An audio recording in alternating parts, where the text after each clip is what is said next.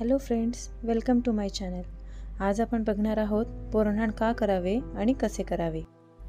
नवीन वर्षामधील पहिला सण म्हणजे मकर संक्रांत. या दिवशी सूर्य हा मकर राशीमध्ये प्रवेश करतो आणि उत्तरायणाचा प्रारंभ होतो. हा सण वेगवेगळ्या पद्धतीने साजरा केला जातो. हळदी कुंकवाच्या कार्यक्रमाचे आयोजन करून वाण देण्याची ही पद्धत आहे. आणि आणखी एक परंपरा आहे लहान मुलांसाठी, तीच म्हणजे बोरन्हाण. काही ठिकाणी आपण ह्यालाच बोरलूट असेही म्हणतो. हा लहान मुलांचा कौतुक सोहळा असतो.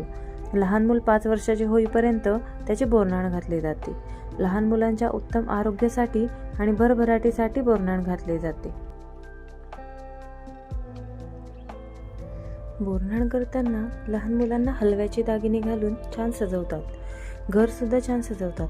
लहान मुलांना पाटावर बसवून त्यांचे औक्षण करतात व बोरं, ऊस, हरभरे, मुरमुरे, बत्तासे, हलवा, तिळाच्या रेवड्या, गोळ्या, बिस्किटे हे सगळे एकत्र करून मुलांच्या डोक्यावरून टाकले जाते.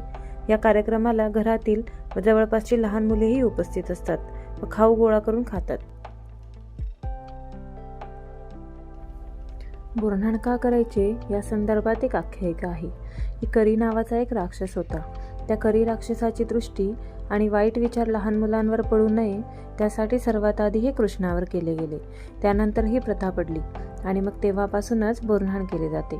तसेच शास्त्राप्रमाणे बघितलं तर बदलत्या ऋतूची बाधा लहान मुलांना होऊ नये म्हणून या काळात मिळणारी फळे मुलांनी खावी म्हणून त्यांना मजा म्हणून अशा प्रकारे वेचून खाण्याची संधी दिली जाते. म्हणून यात बोरं, ऊसाचे तुकडे, भुईमुगाच्या शेंगा, वाटाण्याच्या शेंगा, हरभरे यांचा समावेश केला जातो. हल्ली यात चॉकलेट, गोळ्या, बिस्किटे यांचा सुद्धा समावेश केला जातो. असा हा लहान मुलांचा कौतुक सोहळा असतो.